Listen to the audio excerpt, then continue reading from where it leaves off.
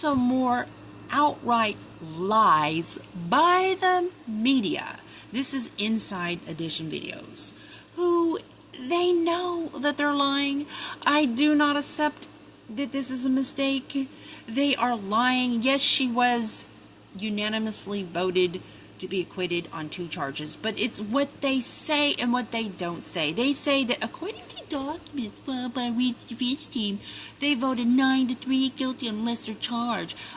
Yeah, no, that's not what they voted at all. They voted 4-8. 4 for her guilt. No, sorry, 8 for her guilt, not 9. But it's, it's just like one little tweak of the numbers just to make it look like more. It's just, they're so biased. They specifically withheld from the public the 71-count federal indictment filed in January by the feds against 6 Massachusetts state troopers that involved text messages in that document from each other, bribery, extortion, falsifying records, the golden treatment for fellow troopers, cops across the state of Massachusetts, for their family members, for their loved ones. They, of course, withheld that. And they omit so many things, and then they outright lie and try to say that it was 9-3. Actually, it was evenly split, 6-6, and only until the very last time that they were sent out did it shift. Did 2 of them shift? Okay, all right, I'll give in and say she's guilty. 4-8, not 9-3. But you know what I'm saying? If they had read the document, which I'm fixing to show you, this is a communication from the juror to Yannetti. This is the actual document I have shared right here, and it talks about, according to the jurors, this is the document that they're quoting. This is the document that they're quoting. This is the document filed by Karen Reed's attorney on July 8th. Now, I'm going to show you exactly what the jurors said. They didn't say 9-3. They voted to, no, it wasn't 9-3. It was 6-6. Then ended deadlock at 4 no, 8 yes. Not 9-3 at any time ever. And you may think, oh, but that's just one number off. No. It is just they're being biased towards her. They're being biased towards her to just one-up that number. It's not an accident. If any of the jurors have problems believing that all these cops or all these people wouldn't conspire together, the media makes sure to not share this. United States District Court, District of Massachusetts, it was filed in January. Conspiracy to falsify records, conspiracy to commit extortion, honest service mail fraud, falsification of records, aiding and abetting, false statements aiding and abetting, perjury, forfeiture allegation. I mean, all of these are against troopers of the state of Massachusetts. State troopers. Massachusetts State Police. Okay? And then you have, in this case, involved fellow cops that were not named and fellow troopers that were not named, that were on the receiving end of what these people were taking bribes for. So the media, does the media discuss that? Oh, no. They don't want anybody. They like to spread that doubt throughout this entire case. Is it possible that cops would conspire and do something naughty or illegal or falsify things? Is that even possible?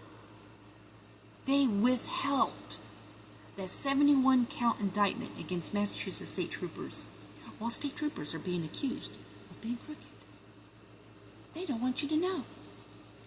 And now they blatantly lie and up the number of people that was against her, while they themselves are tainting the jury pool in that town. People who want to stand up against injustice, you have to stand up against the media and hold them accountable for being the people who are tainting this jury pool. So I just pray that people that's going out there into that court to hold signs or whatever in that area, to please hold signs against the media. Stand up against the media. Hit them in their pocket. Tell them. Go after them. Say, stop looking at the media. They're lying to you. Look what they withheld from you. And bring up the 71 count indictment that they don't want the whole world to know just how, yeah, they are capable of corruption. Yes, they are capable of falsifying reports. Because it's not just the 6 that was indicted in that case. You have fellow cops and fellow troopers. These are messages from people wanting the golden treatment. The golden treatment, okay? Sergeant, your first guy. He works for Good Friends. He's going to be the sponsor. And then just friends of family members. Well, this guy, so there's some cuss words in here, trooper conspirator, okay? He's an unnamed trooper, which there was only one person that even covered this case. And they said there's only 2 people that was not named, and that's not true. That is so not true. And then he says he's been a blank to the hearing officers and RMV staff, so I'm going to look at this, I'm going to mess him over. This is the malicious behavior of state troopers under the command of the current colonel who is over all these state troopers.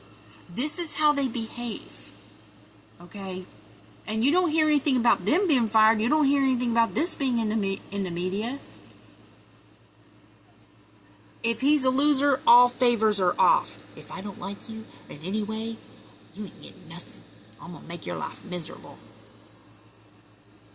Favors. I mean, this is some of the stuff that was brought up in this case was that they were offering this guy, Proctor, gifts. I'm going to give you a nice gift after this is all over, and then act like that's nothing. Well, they've got this case going on for bribery. And then you've got all these redacted names in here. Let me show you. Names redacted, names redacted, names redacted. This one's from Canton. Canton, tow truck driver. You got people in Canton involved in this scandal. If this guy's friend or relative, he takes case of the police. Talks about businesses. Oh, yes, they do have a system there on bribery and malicious attacking people if you don't go with the grain. Conspiracy between these 2 to falsely report. I mean, and just, but of course the media is not going to tell you about that because they want to make it look worse than it is for her, making it from 6 to 6, which shifted to 4 to 8 to 9 to 3. I mean, people, you have to stand up. This is the power. The mainstream media is the ones who keep them in power. They have the ability to taint jury pools. They have the ability to influence. And you have to stand up literally against the media who's doing this. Every person in Massachusetts and anybody that's covered this case who has withheld sharing this case, who just, changes facts and literally quoting the attorneys. And then doesn't mention what Lally did in the end in the second-degree murder charge was that she beat him to death. Now, to this day, as I speak and do this video, not one of them has mentioned what Lally did in the end, giving instructions that she beat him to death. Not one of them. Not one. So for all those out there, this is how you deal with this corruption. It's the media. It's the media.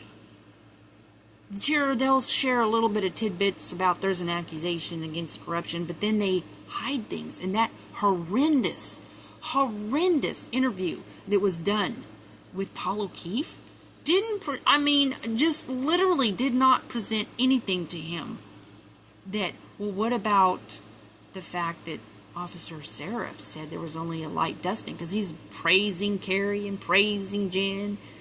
Well, Carrie lied and said there was 4 inches of snow on top of him. She very calculatedly was in on that cover-up. Very maliciously was trying to make sure that she presented to the jury that he was there all night long. Well, what about Lucky? Is he a liar, Mr. O'Keefe? What about Lucky? Do you think Lucky's a liar? Because, see, you can't just point all the fingers at Karen that she's making all this up. What about Stephen Scanlon, sir?